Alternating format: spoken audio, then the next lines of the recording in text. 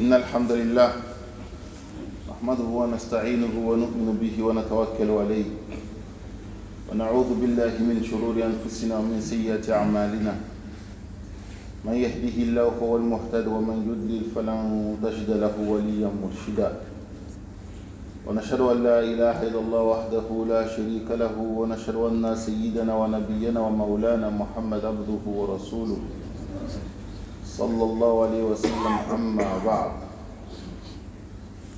La personne que tu es aujourd'hui et la personne que tu seras au jour du jugement, elle ne dépend pas seulement de l'éducation que tu as obtenue.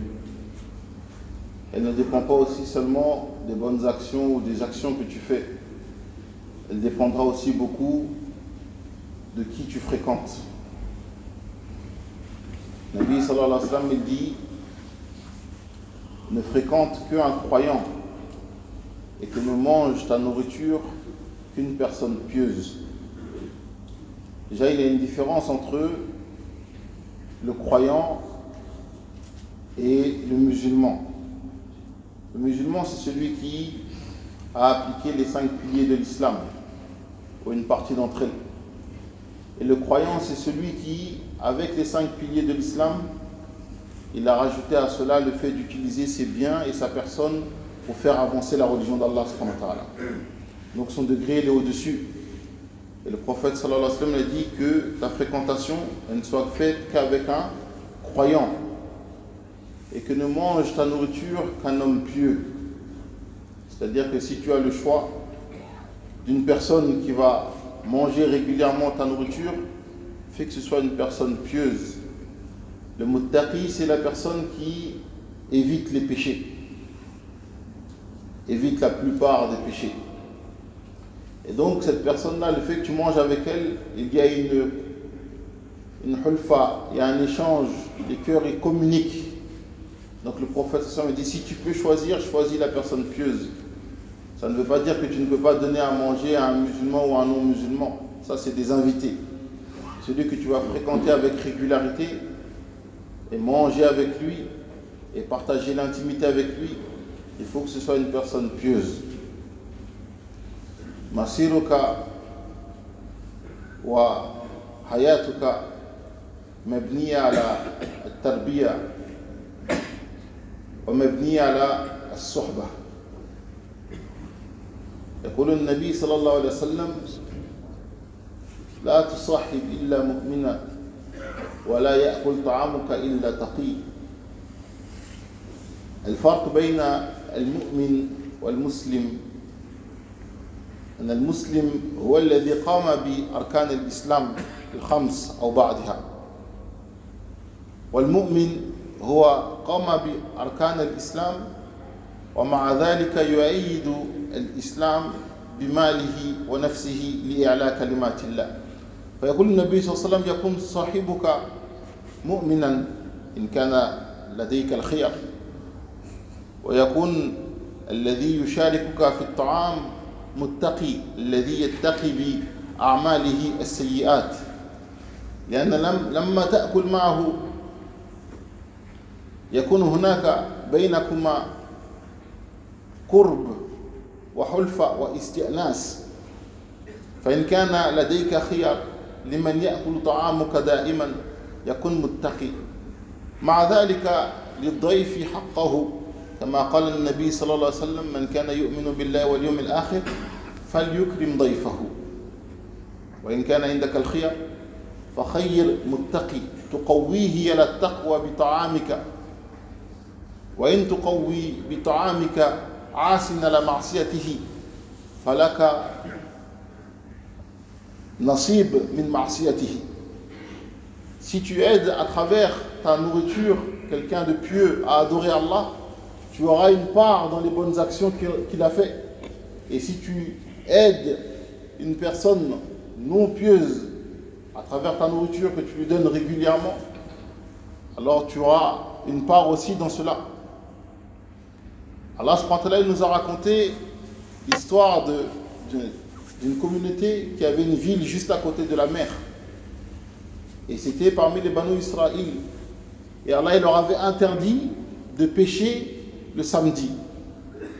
Et pour les éprouver à cause de leurs péchés, Allah il a fait que leurs poissons ils venaient à la surface de l'eau le samedi. Et les autres jours, les poissons ne venaient pas à la surface de l'eau. Alors une partie d'entre eux, ils ont posé les filets le vendredi, ils n'ont pas pêché le samedi, et ils ont récolté les poissons le dimanche. Et donc dans la ville, il y a eu 3 catégories de personnes. Ceux qui ont pêché le poisson, ceux qui n'ont pas pêché, mais qui mangeaient avec eux, et qui ne leur interdisaient pas le mal qu'ils faisaient. Et la 3e catégorie, c'est ceux qui leur interdisaient cela. Alors ils ont eu une discussion entre eux. Et Allah subhanahu wa ta'ala, quand ils ont dépassé les limites, il les a châtiés. Il a descendu un châtiment sur eux. Quel a été le châtiment? Allah il les a transformés en singes abjects. Et qui est-ce qu'il a transformé? Est-ce qu'il a transformé seulement ceux qui faisaient le péché ou ceux qui les fréquentaient aussi? Allah il a dit qu'il a transformé tous les gens de la ville en singes abjects, c'est-à-dire ceux qui faisaient le péché, ceux qui les fréquentaient ne faisaient pas le péché. Et il a sauvé seulement ceux qui leur interdisaient de faire cela. Allah subhanahu wa ta'ala, il prend la personne par rapport à sa fréquentation. Il dit dans le Coran وَلَقَدْ عَلِمْتُمُ الَّذِينَ اعْتَدَوْا مِنْكُمْ فِي السَّبْتِ فَقُلْنَا لَهُمْ كُونُوا قِرَدَةً خَاسِئِينَ فَجَعَلْنَاهَا نَكَالًا لِمَا بَيْنَ يَدَيْهَا وَمَا خَلْفَهَا وَمَوْعِظَةً لِلْمُتَّقِينَ ويقول أيضا إذ تأتيهم حيتانهم يوم سبتهم شرعا ويوم لا يسبتون لا تأتيهم كذلك نبلوهم بما كانوا يفسقون حتى أن قال هؤلاء الذين ما كانوا يعصون وما كانوا يصيدون السمك لما تعظون قوما الله مهلكهم أو معذبهم عذابا شديدا قالوا معذرة إلى ربكم ولعلهم يتقون أي لعل يأتي فيهم التقوى فلما نزل العذاب قال الله سبحانه وتعالى أنجينا الذين كانوا ينهون عن السوء هم فقط باقية القوم الذين يعدون في السبت والذين يشاركهم ولا يعدون في السبت أخذوا بذنوبهم. C'est pour cela que Nabi sallallahu alayhi wa sallam dit celui qui fréquente un peuple pendant 40 jours, il devient comme eux. Il dit si tu imites aussi des gens, tu seras rassemblé avec eux. Et la fréquentation, ça va encore plus loin. Nabi sallallahu alayhi wa sallam, il dit si un péché il est fait dans un endroit et que toi tu n'es pas dans cet endroit, mais que tu es d'accord avec ce qui est fait, tes amis te disent on a fait ceci, on a fait cela, comment on a rigolé, comment on a couru après, et toi tu dis si j'ai été avec vous, j'aurais trop voulu être avec vous. Allah il écrit pour toi le même péché que eux, même si tu n'y étais pas.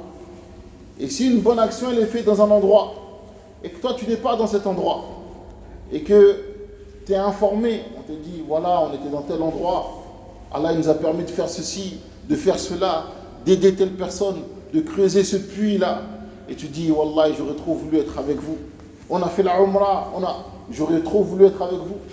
Allah il t'écrit la bonne action comme si tu avais été présent. Et si tu es présent dans un endroit où il y a un péché et que tu n'es pas d'accord avec ce péché, Allah il compte pour toi comme si tu n'es pas présent. Et si tu es présent dans un endroit où il y a un péché, et si tu es présent là où il y a une bonne action et que tu n'es pas d'accord avec cette bonne action, Allah il compte comme si tu étais absent. Enfin, la fréquentation elle est importante, mes très chers frères. La chose que tu vois chez celui que tu fréquentes, elle finira par venir en toi sans que tu t'en rendes compte. Et la chose que tu détestes dans celui que tu fréquentes, elle finira par venir en toi. C'est pour cela qu'il ne faut pas le fréquenter. Et il faut fréquenter les personnes qui sont meilleures que toi. Si c'est l'iman que tu veux, fréquente les gens qui ont l'iman. Si c'est l'éducation droite, les bonnes paroles, le fait de délaisser les péchés, délaisser la cigarette, fréquente ceux qui ont ces actions-là. Zakaria alayhi salam, c'est lui le professeur pour Maryam. C'est lui qui l'éduque. Mais des fois, le professeur, il peut apprendre de son élève. Zakaria alayhi salam, pendant des années, il fait dua pour qu'Allah lui donne des enfants. Et Allah ne lui a pas encore donné. Parce que chaque chose auprès d'Allah, elle a un temps. Kulli shay'in indahu bi ajalin musamma. Elle a le moment qu'Allah il a décidé. Et un jour, il est rentré chez Maryam et il l'a trouvé avec des fruits d'été en hiver et des fruits d'hiver en été. Et il lui a dit Anna laki hadha. Comment t'es venu ceci? Elle a dit ça vient d'Allah. Huwa min indillah. Inna Allah yarzuqu man yasha'u bighayri hisab. Allah il donne à qui il veut sans compter, sans cause. Allah il dit Hunalika da'a Zakaria rabbah. À ce moment-là, les ulama ils disent quand il a été touché par cette action, il a invoqué avec cette action en disant Ya Allah, dans le sens de la parole, que si Allah il est capable de lui donner ses fruits hors saison, Allah il peut me donner des enfants hors saison aussi. Même si je suis vieux et même si ma femme elle est vieille, Allah il peut me donner. Et Allah il a accepté la dua à ce moment-là. Donc la fréquentation des gens de foi, des gens de piété, elle fera augmenter ta piété et ta foi, même si c'est toi le professeur. أقول قولي هذا وأستغفر الله لي ولكم استغفروه إنه هو الغفور الرحيم. ومجعلني أحب الخير وأنفى الناس للأمة وأعلاهم منزلا.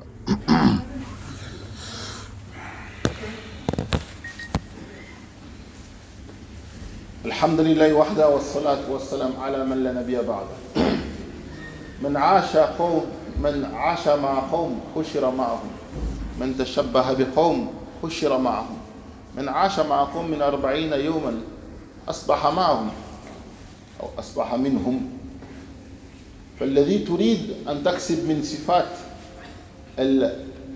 المحبوبة، صفات الرفيعة النبوية، فعليك أن تصاحب من عنده هذه الصفة، كما صحب مريم زكريا كسبت منه اليقين والعبادة والعبودية. ولما صحب زكريا مريم أخذت منها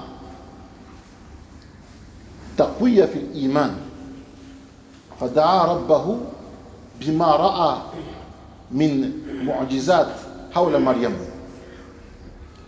فعلينا نخير، وإن لم تجد من تصاحب فعليك بالعزلة.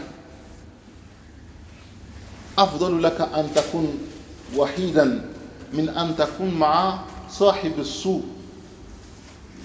وصاحب التقوى أفضل من العزلة، وصاحب السوء أضر من 70 شياطين. فالنبي صلى الله عليه وسلم قبل بعثته كان يعتزل الناس، لأنه حس في قلبه أنه لا يجد عند الناس المقصد والأهم والأفضل، فكان يعتزل الناس في غار حيرة شهر شهرين وحيدا معتزلا معتكفا. فهناك الله سبحانه وتعالى أوحى إليه ما أوحى. وكان من الصالحين من كان دائما وحيدا، وكان يحدث الله سبحانه وتعالى كأنه يراه، فكان الناس يقولون له أنت مجنون، كيف تحدث الله كأنك تراه؟ فقال لهم، أي قال هذه الأشعار: خيالك في عيني وذكرك في قلبي. خيالك في عيني، خيالك في عيني وذكرك في فمي، مثواك في قلبي فأين تغيب؟ أي كيف الله يكون بعيد عني وأنا أتقرب إليه بكل الوسائل. فالذي لا يجد من يصاحب فصاحبه يكون الله ويكون كلام الله، يكون القرآن. ولما يخرج من قبره يوم القيامة يأتي إليه شخص بهيئة شيخ كبير يرفعه من قبره فيقول هل تعرفني؟ فيقول من أنت؟ لا أعرفك. فيقول أنا صاحبك القرآن. كان دائما مع القرآن. إن لم تجد صاحبا فالقرآن أفضل أصحاب. Et je disais, si la personne ne trouve pas une personne à fréquenter, une bonne personne à fréquenter, alors il n'y a pas de mal à rester isolé, à rester seul. Dans une période où il y a beaucoup de mauvais compagnons, comme Allah subhanahu wa ta'ala il dit, si tu suis la plupart des gens qui sont sur terre, ils vont t'égarer du chemin d'Allah subhanahu wa ta'ala. Si les gens que tu fréquentais, tu te rends compte, Allah il te réveille, et toi tu te rends compte que ce n'est pas des bonnes fréquentations, et que tu n'en retrouves pas d'autres, être seul c'est meilleur pour toi. Nabi sallallahu alayhi wa sallam, quand il a arrivé à l'âge de 40 ans, et qu'il ressentait qu'il manquait quelque chose dans la communauté, pour passer à côté de l'essentiel, et qu'il ne trouvait pas de réponse auprès des gens, il s'est isolé. Il s'est isolé dans la grotte Hira pendant des mois, 1 mois, 2 mois, en retraite. Et c'est à ce moment-là qu'Allah il lui a donné la révélation. Donc si tu ne trouves pas de compagnon, il n'y a pas de mal à rester seul. Nabi sallallahu alayhi wa sallam, quand on lui a demandé, quand tu auras trop de troubles, comment est-ce qu'on peut être sauvé? Il a dit, imsik lisanak, wabki ala khati'atik, wal yas'uka baytuk. Il a dit, pleure sur tes péchés, retiens ta langue, et que ta maison elle te suffise. On disait à un homme pieux qui restait toujours seul, ils ont dit, mais toi tu restes seul, tu parles comme tu parles à Allah, on dirait que tu es fou. Et lui leur a dit, en parlant d'Allah subhanahu wa ta'ala, il a dit, c'est comme si j'ai ton image en face de moi. Comme le compagnon il a dit, c'est comme si je vois le trône d'Allah subhanahu wa ta'ala devant mes yeux. Il dit, ton évocation elle est sur ma langue, ta place elle est dans mon cœur. Comment est-ce que tu pourrais être loin de moi? Donc si tu ne trouves pas de bons compagnons, reste seul. Parce qu'un mauvais compagnon, c'est pire que 70 shaitans. Shaitan, tu dis A'udhu billahi minash shaitanir rajim, il s'en va. Mais un mauvais compagnon, tu peux chanter A'udhu billahi minash shaitanir rajim, il reste à côté de toi. Et l'effet qu'il va avoir sur toi, ça peut détruire l'éducation que tu as obtenue. Il y a des gens qui ont obtenu une bonne éducation. Leurs parents, ils se sont fatigués. Mais la mauvaise fréquentation, elle a tout fait voler. Et c'est ce que je vais vous démontrer à travers cette histoire de Ibn Qudama, dans le livre qui s'appelle At-Tawabin, les repentis. Il dit, il y avait un prophète parmi les Bani Israël qui avait dans sa communauté un homme pieux, Rajulun Salih, La ya'sillah tarfat ayn. Et quand les gens ils ont parlé de cet homme pieux, le prophète il a dit, il est bien, mais il lui manque quelque chose. Alors ils sont partis voir cet homme, ils lui ont dit, le prophète il a dit, tu es bien, mais il te manque quelque chose. Alors il est venu voir le prophète, qu'est-ce qui me manque? Il a dit, tu ne te maries pas. Alors que parmi les sunnas des prophètes, c'est de se marier. Après l'homme pieux, il a dit, j'étais tellement occupé dans l'adoration que je ne voulais pas me marier. Mais toi, tu sais pour moi ce qui est meilleur. Je suis prêt à me marier. Alors le prophète lui a donné sa fille en mariage. Et ils ont eu un garçon. Donc regardez ce garçon, parce que l'histoire elle tourne autour de ce garçon. Ce garçon, son père c'est un homme pieux, son grand-père c'est un prophète. Il a eu la meilleure éducation. Mais quand il a grandi et qu'il a voyagé, il est resté longtemps chez les mouchriquines, chez les adorateurs de pierres et de statues. Et jusqu'à qu'il est devenu leur chef. À cause de quoi? De la fréquentation. Et ces mouchriquines, ils faisaient des guerres. Et un jour, ils se sont retrouvés en guerre contre le prophète et contre son père. Et ils ont fait cette bataille-là. Et dans la bataille, l'homme pieux, il est mort, et le prophète, il est mort. Les mouchriquines aussi, ils ont perdu beaucoup d'hommes. Et à la fin, ils ont attrapé ce jeune homme-là, qui était le chef de Mouchrikin. Et ils l'ont attaché avec l'intention d'en finir avec lui. Et ils ont dit, dans quelques jours, on va en finir avec lui. Et le fait qu'il a fréquenté, qu'il est resté attaché autour des musulmans pendant une période, ça a fait revivre la foi dans son cœur. Et alors il était attaché, il a dit, Ya Allah, détache-moi. Et une partie de la corde, elle s'est détachée. Ya Allah, détache-moi. Une partie de la corde, elle s'est détachée. Ya Allah, détache-moi, jusqu'à qu'il est tombé par terre. Alors ceux qui voulaient en finir avec lui, ils se regardaient l'un et l'autre. Qu'est-ce qu'on va faire avec lui maintenant? Maintenant qu'Allah lui-même il l'a détaché devant nous, est-ce que nous on peut encore le punir? Et cet enfant-là, il s'est repenti. Donc il était adulte, il s'est repenti et il est redevenu le chef des musulmans. Donc Ibn Qudama il raconte cette histoire en disant, il a eu une très bonne éducation, mais la fréquentation elle a fait devenir le chef des mouchriquins. Et quand il a refréquenté les musulmans à un moment crucial de sa vie, ça l'a fait redevenir dans le droit chemin.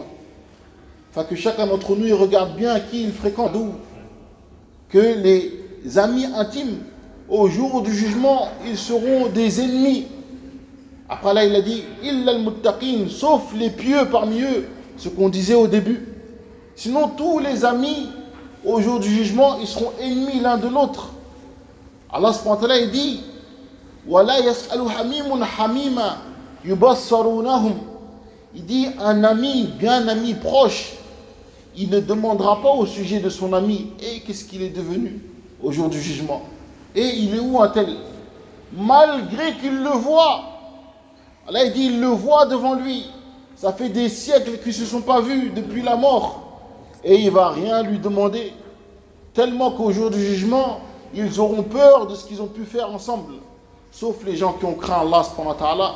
On demande qu'Allah subhanahu wa ta'ala nous donne des bonnes compagnies et qu'Allah efface de nous des bonnes compagnies, qu'Allah subhanahu wa ta'ala nous mette parmi les muttaqin, parmi les mu'minin, parmi les salihin. ربنا هب لنا من ازواجنا وذرياتنا قرة اعين واجعلنا للمتقين اماما اللهم ارنا الحق حقا وارزقنا اتباعه وارنا الباطل باطلا وارزقنا اجتنابه ربنا اتنا في دنيا حسنه وفي الاخره حسنه وقنا عذاب النار وصلى الله على محمد وعلى اهله وصحبه وبارك وسلم قم الى الله أكبر الله أكبر أشهد أن لا إله إلا الله أشهد أن محمد رسول الله حي على الصلاة حي على الفلاح قد قامت الصلاة قد قامت الصلاة الله أكبر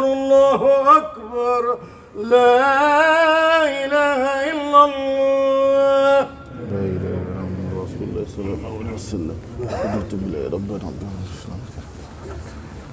صلاة القائمات محمد الوسيل والفضل والمقام استووا واعتدلوا وتراصوا الله أكبر الله أكبر الحمد لله رب العالمين الرحمن الرحيم مالك يوم الدين إياك نعبد وإياك نستعين اهدنا الصراط المستقيم صراط الذين أنعمت عليهم غير المغضوب عليهم ولا الضالين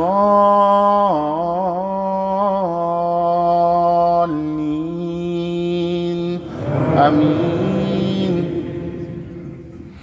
واصبر نفسك مع الذين يدعون ربهم بالغداة والعشي يريدون وجهه ولا تعد عيناك عنهم تريد زينة الحياة الدنيا ولا تطع من أغفلنا قلبه عن ذكرنا واتبع هواه وكان أمره فرطا وقل الحق من ربكم فمن شاء فليؤمن ومن شاء فليكفر إنا أعتدنا للظالمين نارا أحاط بهم سرادقها وإن يستغيثوا يغاثوا بماء كالمهل يشوي الوجوه بئس الشراب وساءت مرتفقا.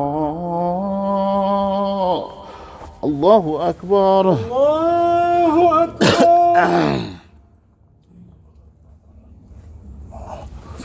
سمي الله لمن ربنا ولك الحمد. الله أكبر. الله أكبر. الله أكبر. الله أكبر. الله أكبر. الله أكبر.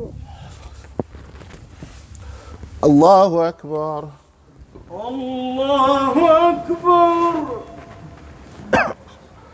الحمد لله رب العالمين الرحمن الرحيم مالك يوم الدين إياك نعبد وإياك نستعين اهدنا الصراط المستقيم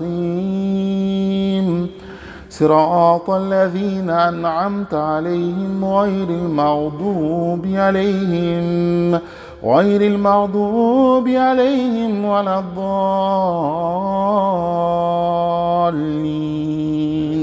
آمين. فأقبل بعضهم على بعض يتساءلون قال قائل منهم إني كان لي قرين يقول أئنك لمن المصدقين أإذا متنا وكنا ترابا وعظاما أإنا لمدينون قال هل أنتم مطلعون فاطلع فرآه في سواء الجحيم قال تالله إن كدت لتردين ولولا نعمة ربي لكنت من المحضرين أفما نحن بميتين إلا موتتنا الأولى وما نحن بمعذبين إن هذا لهو الفوز العظيم لمثل هذا فليعمل العاملون. الله أكبر. الله أكبر.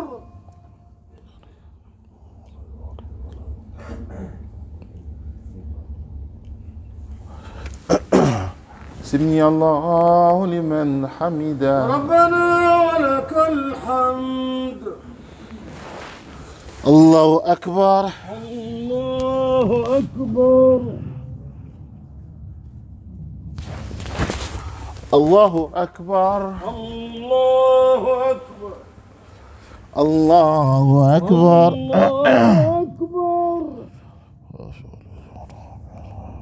الله أكبر. اللهم ارنا حق وجعلني أحب الخلق وارفعهم درجات يا رب العالمين وارزق العفو والعافية في الدنيا والآخرة. الله أكبر. الله أكبر. زكاة الله طيبة. السلام عليك أيها النبي ورحمة الله وبركاته. السلام علينا وأشهد أن محمدا عبده ورسوله اللهم إني أعوذ بك من عذاب جهنم ومن فتنة المحيا اللهم إني ظلمت نفسي كثيرا ويغفر